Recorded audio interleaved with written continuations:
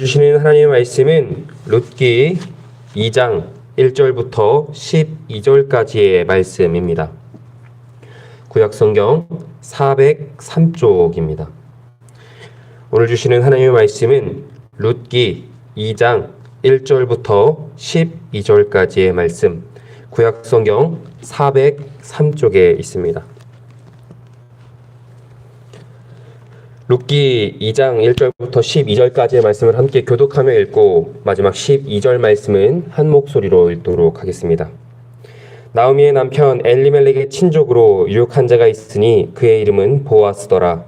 모압 여인 룻이 나오미에게 이르되 원하건대 내가 밭으로 가서 내가 그에게 그대를 입으면 그를 따라서 이삭을 죽겠나이다 하니 나오미가 그에게 이르되 내 따라 갈지어다 하매 룻이 가서 베는 자를 따라 밭에서 이삭을 줍는데 우연히 엘리멜렉의 친족 보아스에게 속한 밭에 이르렀더라. 마침 보아스가 베들레헴에서부터 와서 베는 자들에게 이르되 여호와께서 너희와 함께 하시기를 원하노라 하니 그들이 대답하되 여호와께서 당신에게 복 주시기를 원하노라 하니라. 보아스가 베는 자들을 거느린 사환에게 이르되 이는 누구의 소녀냐 하니 베는 자를 거느린 사환이 대답하여 이르되 이는 나오미와 함께 모압 지방에서 돌아온 모압 소녀인데 그의 말이 나로 베는 자를 따라 단 사이에서 이삭을 죽게 하소서 하였고 아침부터 와서는 잠시 집에서 쉰 외에 지금까지 계속하는 중이니이다.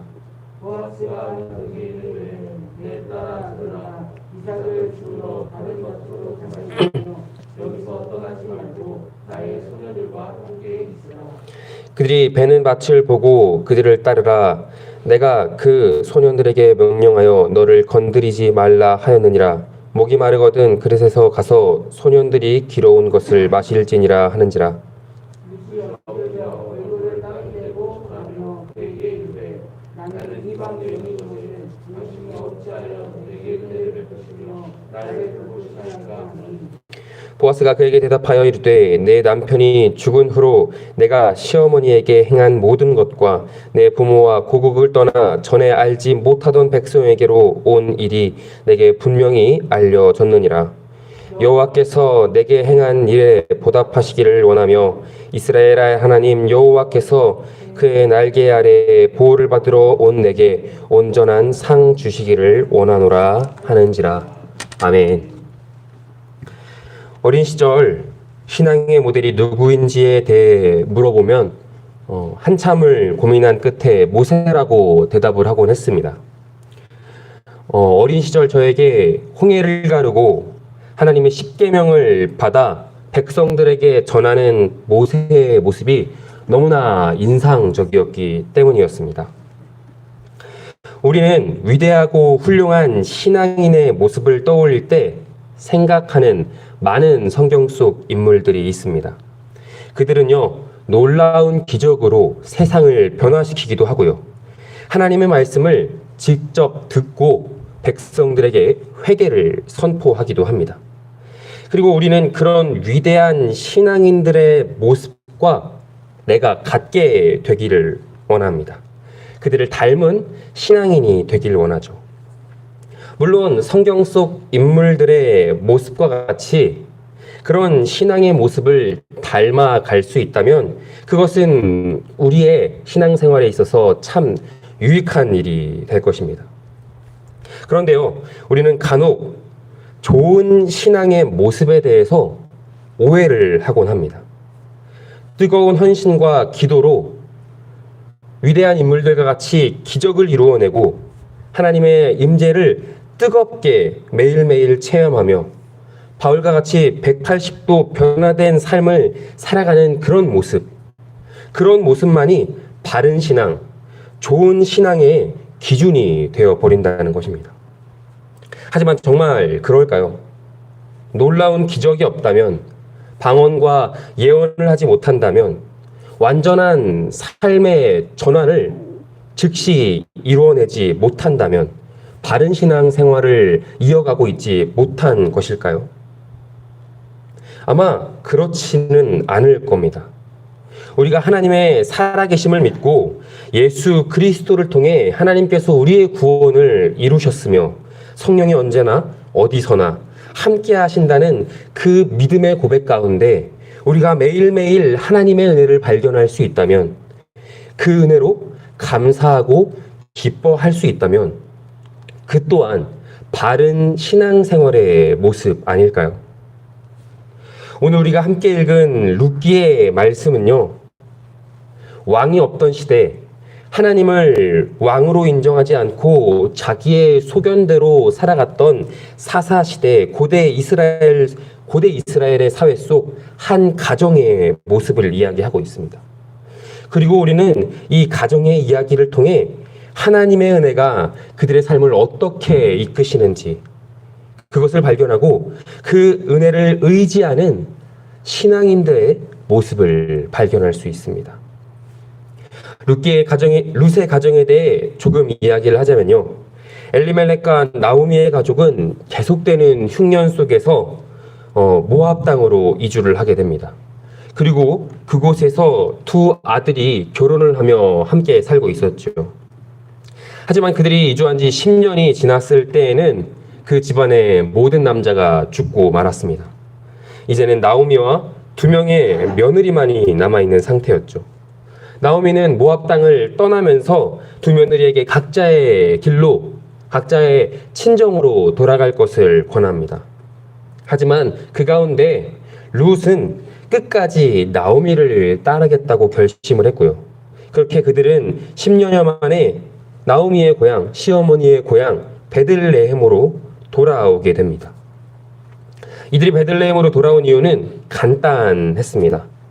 오늘 우리가 읽진 않았지만 1장 6절의 말씀을 보면요, 하나님께서 백성을 돌보셔서 그 땅의 기근이 끝나고 추수할 때가 이르도록 하신 것입니다. 그 땅의 기근이 드디어 끝났다는 소식을 듣고 고향으로 돌아가기를 결심한 것이죠. 하지만 10여 년이나 이방 땅에서 살아온 이제는 과부가 되어버린 나오미와 룻은요, 추수를 마냥 기뻐할 수만은 없었을 것입니다. 일을 할 곳이 없었기 때문이죠. 그래서 우리가 함께 읽은 2절 말씀에서 룻은 나오미에게 내가 혹시 누군가에게 은혜를 입는다면 이삭을 주워오겠다고 이야기를 합니다. 나오미와 룻이 처한 상황은 누가 봐도 비관적으로밖에 보일 수가 없었습니다. 기근으로 인해 고향을 떠나야만 했고요. 남편과 아들은 죽었으며 돌아온 고향에서도 누구의 도움이 없으면, 누군가에게 은혜를 입지 못한다면 이삭조차 줄 수 없는 그런 환경에 나오미와 룻이 놓여 있었던 것입니다. 하지만요, 그런 비관적인 상황, 그런 절망적인 상황은 2장 말씀을 시작하면서 그들의 삶을 완전히 뒤바꿔 놓는 은혜를 만나게 됩니다. 밭으로 나간 룻이 보아스를 만나게 되므로 말이죠. 그런데 우리가 주의해서 볼 것이 있습니다. 룻은 보아스를 알고 찾아간 것이 아니라는 것이죠. 그가 나오미의 친척이라는 것을 알고 그에게 도움을 구하기 위해 일부러 찾아간 것이 아니라는 것입니다. 오늘 말씀 3절 말씀인데요. 룻이 가서 베는 자를 따라 밭에서 이삭을 줍는데 우연히 엘리멜렉의 친족 보아스에게 속한 밭에 이르렀더라. 우연히 보아스의 밭에 이삭을 주우러 들어가게 되었다는 것입니다. 베는 사람을 따라 이삭을 줍다 보니 우연히 그곳에 이르렀다는 것이죠. 그곳에는 너무나 마침 우연히도 베들레헴으로부터 온 주인 보아스가 있었습니다. 그리고 지역의 유력한 자였던 대부호였던 보아스는요, 마침 이삭을 줍는 룻을 발견하게 됩니다. 그리고 이 만남을 통해서요, 나오미와 룻은 그들의 삶의 치유와 회복을 경험하게 됩니다. 그런데 이 모든 것이 그저 우연히 벌어진 사건일까요? 오늘 성경은 그렇지 않음을 이야기합니다. 우리가 생각하기에는 이 모든 것이 우연히 벌어졌다고 생각할 수도 있지만 성경은 이것이 우연히 그저 뜻하지 않은 사건이 그들에게 벌어진 것이 아니라 그들의 삶을 회복시키시는 하나님의 은혜라는 것을 우리에게 선언합니다. 하나님을 인정하지 않고 자신들을 다스릴 왕이 없어서 그저 자기의 소견대로 살아가는 이스라엘을 회복시키시는 하나님의 은혜, 그리고 그 가운데 하나님의 주권을 인정하고 살아가는 나오미와 룻의 뒤에서 그들의 삶을 이끄시고 그들의 삶을 인도하시며 그들의 삶을 회복시키시는 하나님의 은혜를 선언하고 있습니다.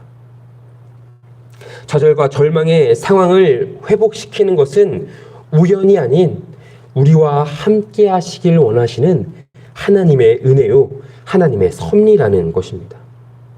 그리고 하나님은 좌절과 절망에 서 있는 우리의 삶을 가만히 내버려 두지 않으시고 마침내 풍성하게 회복시키시는 하나님이시라는 것을 오늘 룻기의 말씀을 증거하고 있습니다.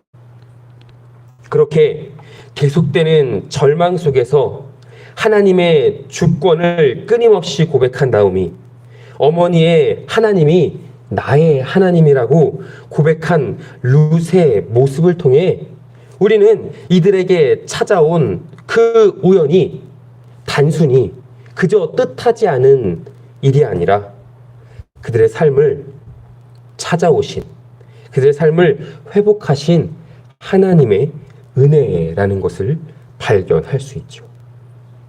사랑하는 여러분, 오늘 말씀을 통해서 우리의 삶을 주관하시는 하나님의 은혜를 발견할 수 있는 그 충만한 믿음이 우리에게 있었으면 좋겠습니다. 하나님은 좌절과 근심에 있는 이스라엘을, 나오미의 가정에 풍성함을, 기쁨과 감사를 회복시켜 주십니다.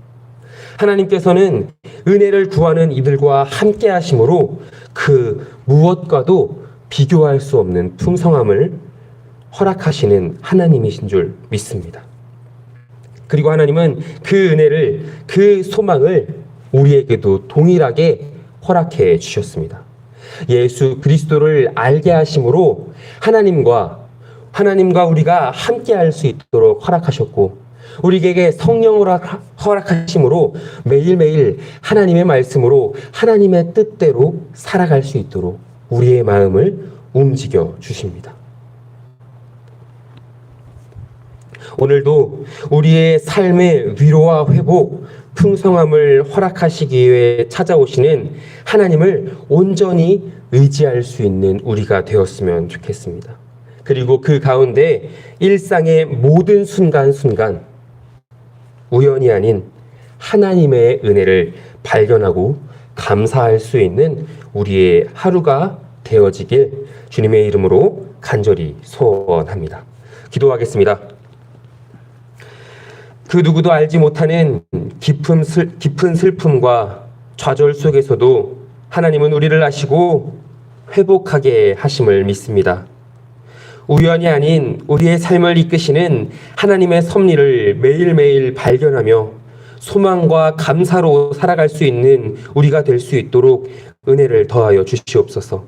그리고 오늘 하루의 삶 속에서 풍성하게 채우시는 하나님과 동행하는 우리가 되도록 인도하여 주시옵소서. 이 시간 우리의 모든 마음을 주님 앞에 쏟아놓기를 원합니다. 코로나19와 계속되는 무더위, 질병과 고난, 각자의 사정으로 인해 신음하는, 좌절하는 우리의 음성을 들어주시고 주님의 날개 아래 보호받으러 온 우리의 마음을 위로하시고 주의 사랑으로 온전히 채워주시옵소서. 우리가 이렇게 어려울 때일수록 더욱 마음을 합하여 하나님의 뜻을 이루고 하나님의 나라를 세워가며 함께 모여 합력하여 선을 이루어가는 믿음의 공동체가 될 수 있도록 우리에게 은혜를 더하시고 복의 복을 더하여 주시옵소서. 오늘 하루의 삶 속에도 우리와 동행하실 주 예수 그리스도의 이름으로 기도드렸습니다. 아멘. 하늘에 계신 우리 아버지여, 이름이 거룩히 여김을